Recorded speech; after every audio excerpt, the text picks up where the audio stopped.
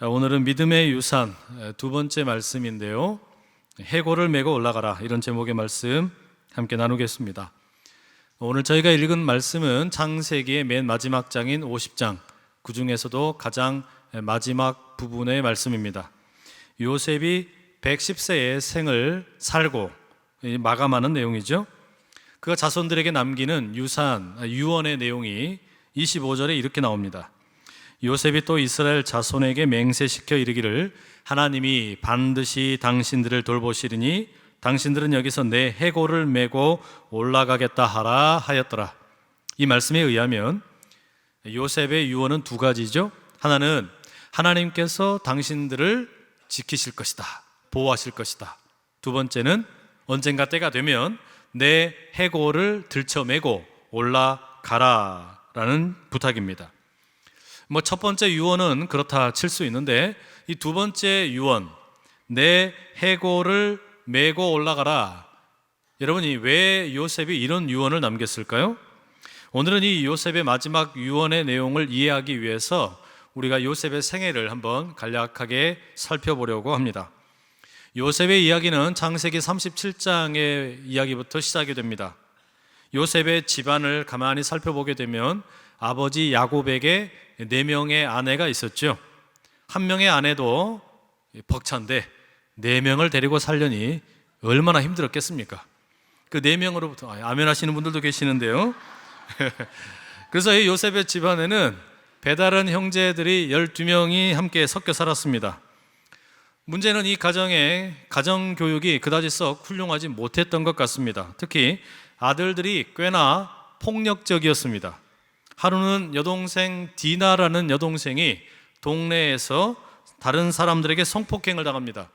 가족에게 비극이 일어난 것이죠.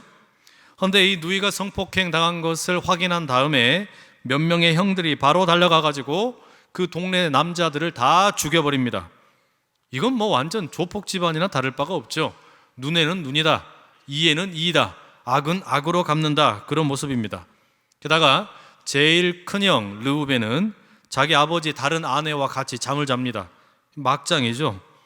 엄마들도 남편 야곱의 사랑을 얻기 위해서 서로 싸우기 바쁩니다. 여러 모습으로 살펴볼 때 이 요셉의 가정은 역기능적인 가정임에 틀림이 없습니다. 콩가루 집안입니다. 가정이 깨지고 형제들 사이의 우애라고는 찾아보기 힘든 그런 집안입니다. 이런 집안 가운데 요셉이 11번째 아들로 태어났습니다. 그럼 요셉은 어떤 인물이었냐? 요셉이 라헬이라는 엄마에게 태어났는데, 다행스럽게도 이 라헬은 아버지 야곱이 가장 사랑하던 부인이었습니다. 그러니 늦둥이로 태어난 이 요셉을 아버지 야곱이 참 끔찍이도 사랑했습니다. 문제는 이렇게 특별한 사랑을 받게 되면 다른 형제들로부터 시기와 질투를 자연스럽게 받게 됩니다. 그럼 이런 아이들이 좀 눈치가 있어야 되는데 눈치도 없어요. 사회성이 좀 떨어지는 그런 요셉입니다. 그래서 창세기 37장 2절에 보면 이런 말씀 나옵니다. 요셉이 17세의 소년으로서 그의 형들과 함께 양을 칠 때에 그의 아버지의 아내들 빌하와 실바의 아들들과 더불어 함께 있었더니 그가 그들의 잘못을 아버지에게 말하더라. 양을 치다가 아마 형들이 좀 잘못도 하고 실수도 한 것 같은데, 이런 내용을 좀 눈을 좀 감아줄 줄도 아는 융통성이 있어야 되는데, 이 요셉은 또 곧대로 형들이 나쁜 짓 하면 아버지에게 달려가가지고 일러 바칩니다. 안 그래도 미워 죽겠는데 이 요셉 형들에게 얻어 터지기 일보 직전입니다. 그런데 어느 날 이런 요셉에게 특별한 일이 일어납니다. 요셉에게 꿈이 찾아왔습니다. 요셉이 밤을 자다가 자기가 꿈을 꾼 것이 아니라 꿈이 찾아왔습니다. 하나님의 꿈이 요셉에게 찾아간 것이죠. 두 가지 꿈이었는데, 첫 번째 꿈은 곡식단에 대한 꿈이었습니다. 곡식단이 12개가 서 있는데 요셉의 곡식단을 향해서 11개의 곡식단이 절을 하더라라는 겁니다. 참 웃기는 꿈이었습니다. 이 꿈 이야기를 자기 형들에게 이야기했더니 형들이 요셉을 더 미워합니다. 그러면 네가 우리 11 형제의 왕이 되어서 우리로부터 절을 받으려고 하느냐? 형들이 화가 나죠. 정말 요셉은 미움 받을 짓거리만 골라 사는 철딱선이 없는 동생입니다. 이게 전부가 아닙니다. 두 번째 꿈은 더 기가 막히죠. 이번에는 해와 달과 11개의 별이 요셉에게 절을 하는 꿈이 찾아옵니다.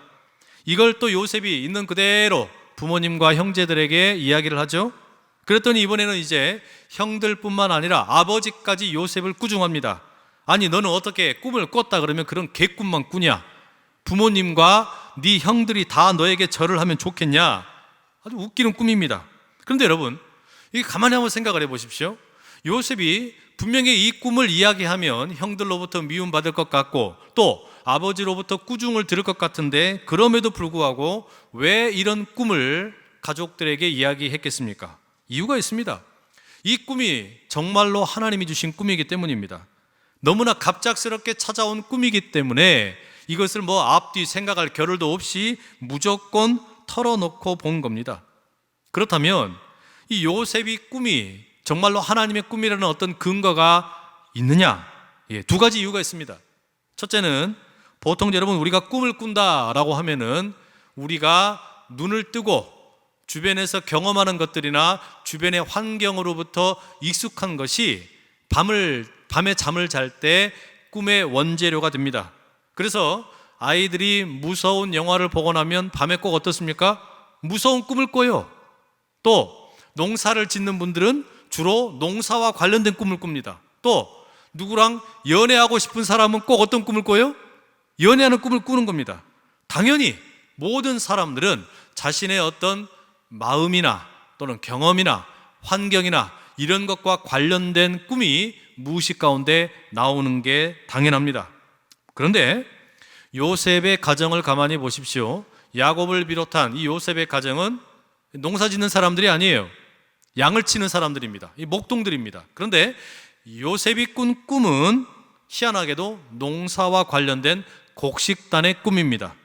두 번째, 해, 달, 별 꿈도 마찬가지이지요. 요셉의 꿈이 자기 경험이나 또는 어떤 자기 익숙한 환경으로부터 온 것이 아니고 느닷없이 찾아온 겁니다. 보통 그래서 심리학에서는 이 꿈에 사람의 무의식으로부터 욕망이 드러난다 이런 이야기를 하는데, 요셉의 꿈은 자기 환경과 아무런 상관이 없는 그런 꿈이 나타났다라는 말입니다. 두 번째는 이 꿈의 내용이 또 예사롭지 않습니다. 특히 두 번째 꿈을 보게 되면 해와 달과 별이 요셉에게 절을 했다라고 말합니다. 근데 이게 참 이상해요. 당시 사람들은 해, 달, 별을 신처럼 섬겼습니다. 우리 조상들도 옛날부터 비나이다 비나이다, 천지 신명님께 비나이다 이렇게 하지 않았습니까? 그래서 해, 달, 별은 이 하늘에 있는 해, 달, 별과 같은 존재들은 신적인 존재였다는 말이죠. 그런데 요셉은 지금 신적인 존재와 같은 해와 달과 별이 사람에게 절을 하는, 자기 자신에게 절을 하는 그런 꿈을 꾼 겁니다. 쉽게 말하면 이것은 그 어떤 요셉의 개인적인 환경으로 봐도 이상하고 내용으로 봐도 전혀 일반적인 꿈이 아니다라는 말입니다. 요셉은 하나님이 주신 이 꿈 때문에 인생이 완전히 꼬여버렸습니다. 형들에게 미움을 사다 또 사다가 꿈꾸는 자가 오는도다 그런 별명을 갖게 되고, 나중에는 구덩이에 던져지게 되고 인신매매를 당하게 되고 노예로 애굽에 팔려가게 됩니다. 보디발 장군 집에 노예가 되어서 살아가다가 인정을 받는 것 같더니 그 보디발 장군 부인의 어떤 유혹에 넘어가지 않고 거절했더니 감옥에 갇히게 됩니다. 애굽의 중요한 관리들의 꿈을 해몽해 주었지만 이 사람들은 은혜를 잊어버리고 완전히 잊혀진 존재가 되어버렸습니다. 그야말로 파란만장한 인생을 살게 되었습니다. 그러나 결국에는 하나님께서 주신 이 꿈이 정말로 이루어지지요? 우리가 잘 아는 것처럼 곡식단 11개가 요셉의 곡식단을 향해서 절을 한 것처럼 형들이 애굽의 총리가 된 요셉에게 찾아와가지고 절을 하게 됩니다. 꿈이 이루어졌습니다. 또 두 번째 꿈은 어떻습니까? 해와 달과 별이 요셉에게 절을 하는 이 꿈, 애굽 사람들이 해와 달과 별을 섬기는 사람들이었는데 수많은 모든 애굽 사람들이 애굽의 총리인 요셉에게 절을 하게 되는 그런 출세를 하게 되었습니다. 그야말로 요셉은 꿈이 이루어지는 멋진 인생을 살게 되었습니다. 그런데 문제는 그 다음이에요. 정말로 중요한 건 이 다음입니다. 성공한 요셉, 출세한 요셉, 부자가 된 요셉, 총리가 된 요셉, 모든 사람들로부터 존경을 받는 요셉, 꿈을 이룬 요셉이 과연 어떤 삶을 살았느냐라는 겁니다. 그런 점에서 우리가 창세기 50장의 내용을 좀 눈여겨보려고 합니다. 창세기 49장 맨 마지막 절인 33절에 보면 요셉의 아버지 야곱이 이제 생을 마감하는 내용이 나옵니다. 12 아들들을 한 명씩 다 안수를 해주면서 축복을 하고 이제 죽게 되지요. 아버지 야곱이 죽으니까 이제 장례를 치러야 됩니다. 보통 이스라엘 사람들은 우리가 지난 시간에 살펴본 것처럼 사람이 죽으면 그대로 무덤에 묻습니다. 동굴에 안장을 한단 말이죠. 아브라함이나 사라나 이삭은 그렇게 장례를 치르게 됩니다. 그런데 애굽의 사람들은 이스라엘 사람들과 장례 예법이 달랐습니다. 왕족이나 왕족에 준하는 높은 계급의 사람들은 특별히 미라를 만들어서 이제 장례를 치르는데 이 기간이 대략 70일 정도 해당했습니다. 이 미라를 만드는 과정이 아주 섬세하고도 복잡합니다. 사람이 일단 죽으면 그 사람의 코 속에다가 쇠갈고리를 하나를 딱 집어넣어가지고 머릿속에 있는 뇌를 다 빼냅니다. 그리고 머릿속에 화학약품이나 소금이나 향료를 가지고서 뇌가 있던 자리를 메꿉니다.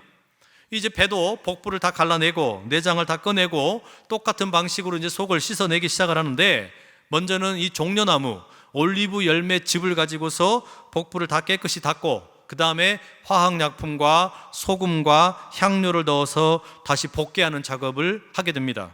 이 작업을 끝내고 난 다음에 이제 소금물을 가지고 이 몸을 다 닦고 소금물이 마르기를 기다렸다가 이제 이 몸을 천으로 싸고 묶어서 관에 집어넣게 됩니다.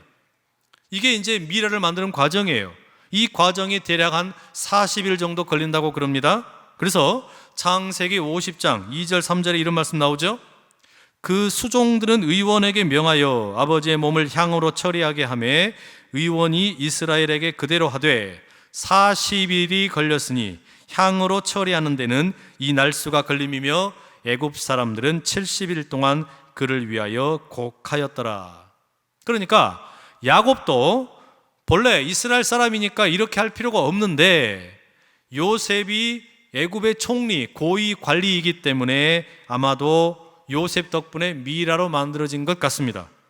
그런데 이렇게 이제 아버지의 장례를 70일 동안 다 치르고 난 다음에 문제가 생깁니다. 누구에게 문제가 생기냐? 요셉을 팔아넘겼던 형들이 두렵기 시작을 하는 거예요.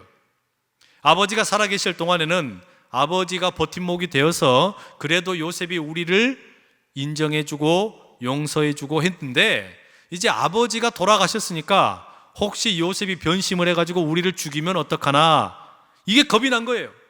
아버지의 그 빈자리가 이제 너무나 두렵기 시작한 겁니다. 그래서 어떻게 하냐? 요셉에게 이 형들이 찾아갑니다.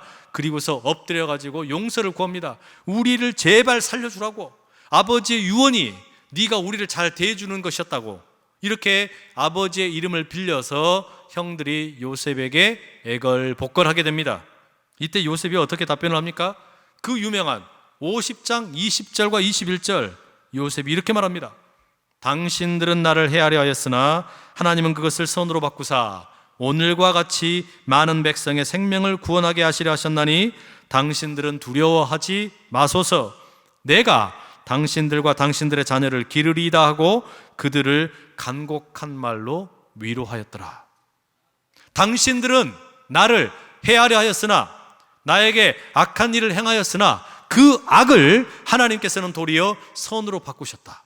악을 선으로 바꾸셨다. 이 위대한 고백을 합니다. 그러면서 도리어 형들을 간곡한 말로 위로하고 있는 겁니다.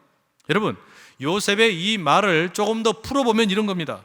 형님들은 비록 나를 팔아넘기고 악한 일을 저질렀지만 당신들이 저지른 그 죄를, 악한 일을 판단할 권리가 나에게는 없습니다. 나는 당신들의 악한 일에 대해서 악으로 갚을 그런 권한이 없습니다. 그것은 하나님에게서 하실 일입니다. 내게 주어진 일이 있었다면 그것은 내게 먼저 찾아왔던 그 꿈으로 하나님의 선한 계획이 나를 애굽으로 먼저 보내신 것이고 흉년을 대비하게 하신 것이고 뒤늦게 가나안에서 내려온 내 형제들 그리고 아버지 모든 식구들을 배불리 먹이는 게 내 일입니다. 악을 판단하는 것은 하나님의 일이고 나는 단지 용서와 평화를 만들 업무만 부여받았을 뿐입니다. 이게 지금 요셉의 고백이에요. 여러분 멋지지 않습니까? 이게 요셉의 인격이 드러나는 장면입니다. 폭력을 폭력으로 갚지 않고 악을 악으로 갚지 않고 도리어 선으로 악을 이기는 힘, 선으로 악을 이기는 능력. 여러분 이게 지금 요셉의 마지막에 드러나고 있는 너무너무 멋진 고백이란 말이죠. 그래서 여러분 우리는 요셉을 그냥 단순하게 꿈꾸는 사람이라고 말하면 곤란합니다.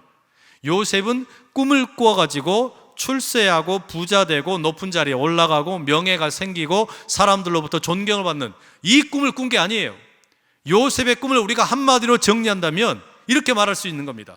요셉은 선으로 악을 이기는 꿈을 이룬 사람입니다. 요셉의 꿈이 뭐냐? 하나님이 주신 꿈이 뭐냐? 선으로 악을 이기는 꿈을 이룬 사람이라는 말이죠. 바라기는 이 선으로 악을 이기는 꿈, 선으로 악을 이기는 이 능력, 이것이 오늘 우리에게 함께 임할 수 있기를 축복합니다. 왜냐하면 우리가 교회 역사를 돌아보게 되면 사실 선으로 악을 이기는 이야기가 그다지 많지 않습니다. 도리어 악으로 악을 맞서는 이야기가 훨씬 더 많아요. 작년이 2017년이었죠. 한국교회가 종교개혁 500주년이라고 어마어마한 행사들을 많이 했습니다. 1517년 마르틴 루터가 베텐베르크 성당에 면죄부 판매에 대한 어떤 항거하는 마음으로 95개조 반박문 붙였던 것을 기념하는 그 종교개혁 500주년 행사를 여러 가지로 많이 했습니다. 근데 저는 그게 그렇게 썩 열정이 생기지 않아서 종교개혁에 대해서 설교를 많이 드리지도 않았습니다. 그런데 오히려 올해가 여러분 어떤 해인 줄 아십니까? 올해는 종교개혁이 일어났던 1517년으로부터 약 100년 후인 1618년에 30년 전쟁 400주년이 되는 해입니다. 1618년에 유럽에서 커다란 전쟁이 발생합니다. 30년 동안 이루어졌다 그래서 이 전쟁을 가리켜 우리가 30년 전쟁이라고 불러요. 그 배경이 뭐냐? 앞선 100년 전에 이 1517년에 그 종교개혁과 함께 교회가 둘로 갈라지게 되죠. 구교, 이 천주교와 신교, 카톨릭에서 벗어난 이 프로테스탄트, 개신교로 나누어지게 됩니다. 근데 이렇게 나누어진 교회가 잔인한 싸움을 하게 된 겁니다. 한쪽에서는 기존 천주교를 고수하려고 하고 다른 한쪽에서는 프로테스탄트 교회로 바꾸려고 하는, 말하자면 교회 지키기와 교회 뺏기 전쟁이 1618년부터 1648년까지 30년 동안이나 지속됩니다. 그래서 이 30년 전쟁은 교회 전쟁입니다. 뭐 때문에 싸웠습니까? 교회 때문에 싸웠습니다. 신앙 때문에 싸웠습니다. 전쟁이 지속되는 이 30년 동안 천주교 교회에서 예배 드릴 때마다, 개신교 교회에서 예배 드릴 때마다 그 설교 강단에서 선포된 메시지는 다 똑같았어요. 전쟁에 나가자, 저 악당들을 다 죽이자, 우리 교회를 찾아오자. 이런 파괴적이고 선동적인 메시지가 30년 동안 교회 강단을 지배했습니다. 악을 악으로 갚자는 메시지가 이 30년 동안 교회와 성도들의 마음을 가득 채우고 있었다는 이야기입니다. 결과가 어떻게 됐을까요? 30년 전쟁으로 300만 명이 죽었습니다. 당시의 숫자가 이렇게 많이 죽는 경우 재래식 전쟁이었기 때문에 어마어마한 숫자가 죽은 겁니다. 하나님의 최고의 걸작품, 하나님의 형상, 하나님이 그렇게도 지으시고 기뻐하셨던 사람이 사람을 죽이는데 300만 명을 죽이는데 그것도 교회 때문에, 신앙 때문에 이런 비극이 일어난 거예요. 이게 여러분 우리에게 신앙에 대해서 뭔가 깊은 울림을 주지 않습니까? 결국 30년 전쟁을 마감하는 1648년 전쟁이 처음 발발했던 아우크스부르크라는 곳에서 이 구교와 신교의 양측 대표가 만납니다. 그리고 이제 정전 협상을 하는 겁니다. 전쟁 휴전을 선포하는데 이 협상 내용이 뭐냐? 30년간 싸우면서 300만 명의 양측에서 죽었으니 뭐 달라진 게 뭐가 있냐? 달라진 거 하나도 없다. 그러니 이대로 전쟁 끝내자. 개신교는 개신교의 길을 가고 천주교는 천주교의 길을 가자. 이게 결론이에요. 너무나 허무해요. 무슨 뭐 상처뿐인 영광 그런 거 없습니다. 상처뿐이에요. 죄악뿐입니다. 좌절과 죽음과 실망만 남았다라는 말입니다. 저는 작년에 우리가 500주년 종교 개혁을 그렇게 힘차게 기념했다면 올해 우리는 30년 전쟁 400주년 된 것에 대해서 가만히 눈여겨볼 필요가 있습니다. 저는 그렇게 생각합니다.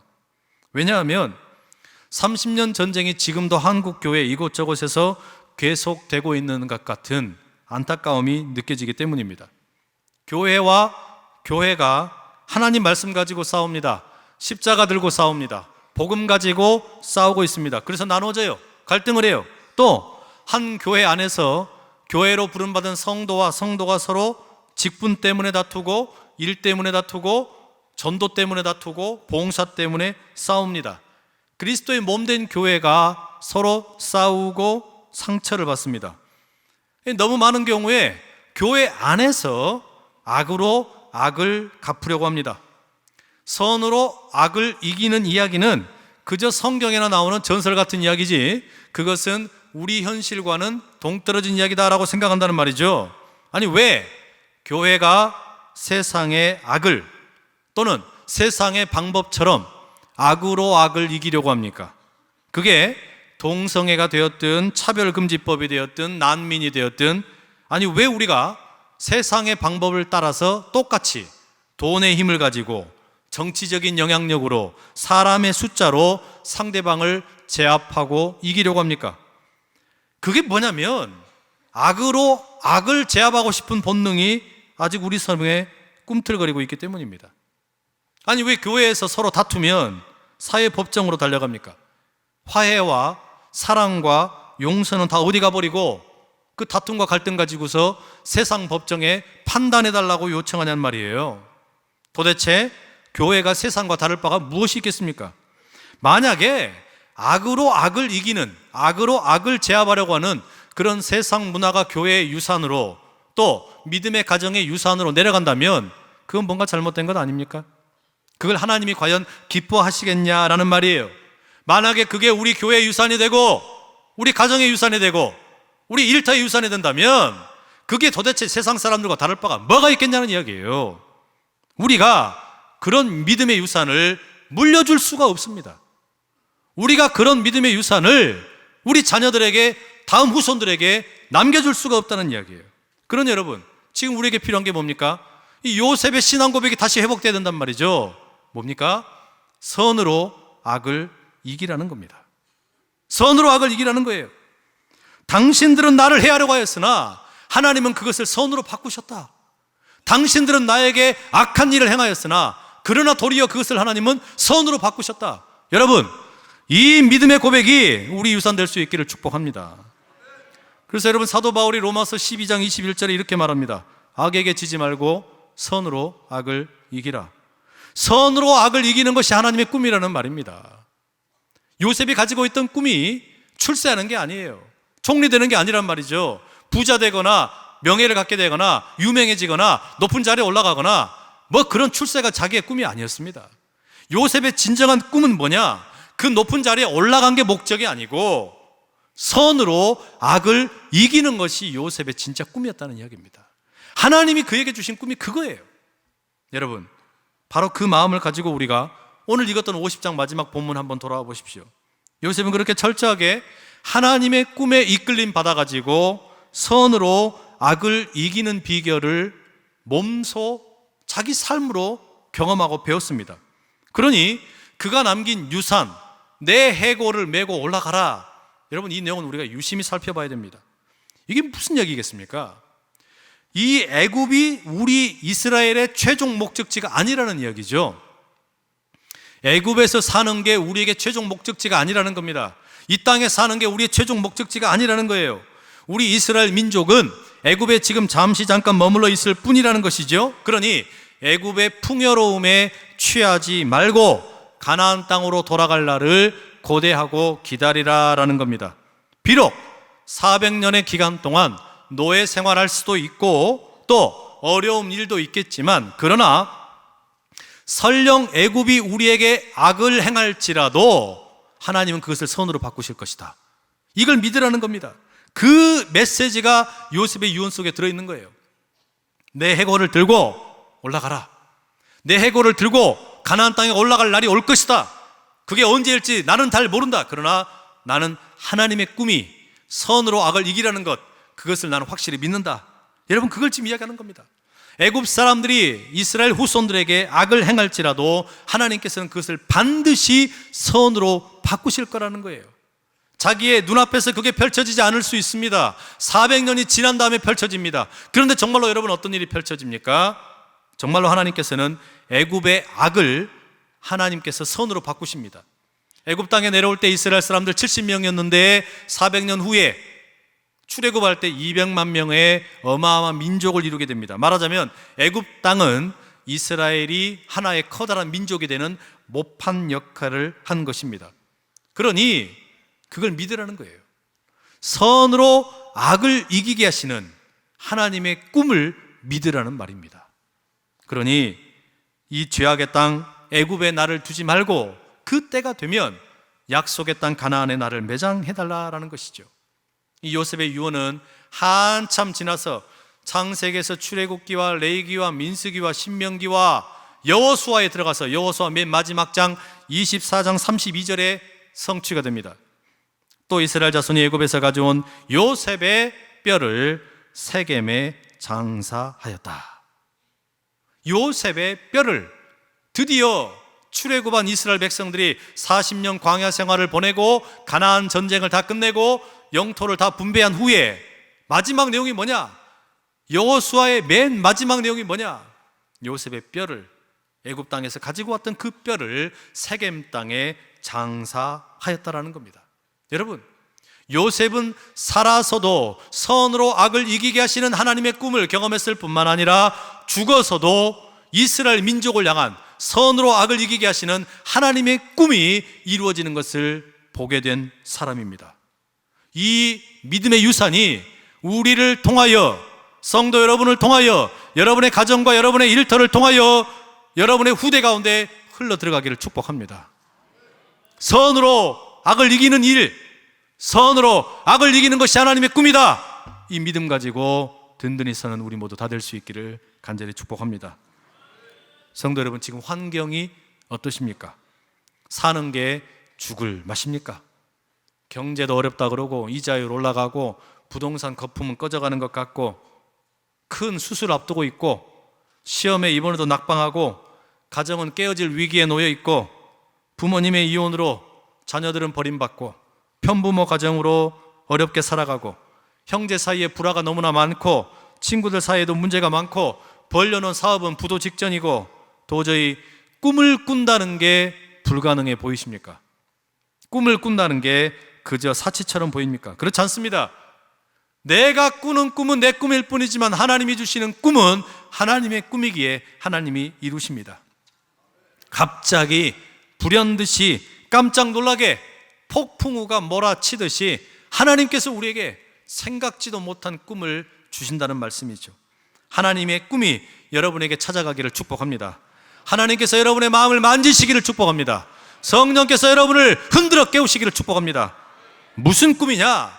내 꿈을 하나님의 꿈으로 둔갑시키지 말고 내 야망이나 욕망을 하나님의 꿈이라고, 비전이라고 선포하지 말고 하나님의 꿈이 내 비전 되기를 믿으시기를 축복합니다.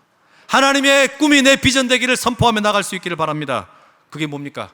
선을 악으로 바꾸는 꿈입니다. 선을 어떻게든지 선을 가지고서 악을 이기는 꿈입니다. 이 아름다운 꿈이 예수님의 십자가 아닙니까? 예수님의 십자가에도 이 꿈이 담겨 있었어요. 하나님의 꿈이 예수님의 십자가 속에서 이루어진 겁니다. 선으로 악을 이겨라. 아들아, 네가 십자가에서 죽는 것이 선으로 악을 이기는 것이다. 그 길을 걸어가신 게 우리 예수님 걸어가신 길 아닙니까?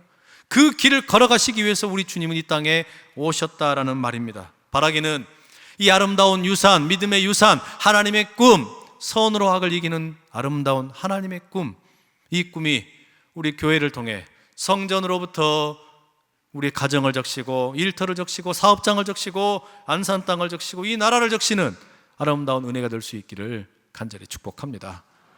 이 시간 마음 모아서 함께 같이 한번 기도하십시다. 하나님, 우리에게 믿음의 유산을 제대로 남겨줄 수 있는 신앙의 결기가 있게 하여 주시옵소서. 내 야망과 욕망을 하나님의 것으로 포장하지 말고 하나님의 은혜 사모하며 하나님을 꿈꾸며 달려가는 믿음의 사람들 되게 하여 주십시오. 우리 그 마음의 소원 가지고 주여 힘있게 세 번을 치고 같이 기도하며 나갑니다. 주여, 주여, 주여. 하나님 참으로 감사를 드립니다. 귀한 말씀을 통하여서 우리에게 도전 주시니 참으로 감사를 드립니다. 하나님이 주신 그 꿈을 가지고 우리가 담대하게 나아갈 수 있도록 인도하여 주시옵소서. 하나님, 선으로 악을 이기는 그 귀한 꿈을 통하여서 요셉에게 주셨던 정말 살아생전에도 그 꿈을 이루고 하나님 아버지 죽어서도 그 꿈을 이루었던 것처럼 하나님 아버지 우리가 그런 꿈을 꾸고 나아갈 수 있도록 인도하여 주시옵소서. 사회와 교회 가정에 만연된 분노와 다툼이 사랑하는 주님, 우리가 한평생 짧디 짧은 삶을 사는데 무엇을 남길 수 있겠습니까? 믿음의 유산을 남기는 우리 삶이 되게 하여 주시옵소서. 요셉에게 주셨던 하나님의 꿈, 선으로 악을 이겨라, 십자가로 악을 이겨라, 하나님의 그 꿈이 살아서도 이루어지고 죽어서도 이루어졌던 것처럼 온전히 우리에게도 요셉의 유산이 흘러넘치는 가정 되게 하시고 교회 되게 하시고 우리의 일터와 사업장 되게 하여 주시옵소서. 예수 그리스도의 이름으로 기도드립니다. 아멘. 아멘.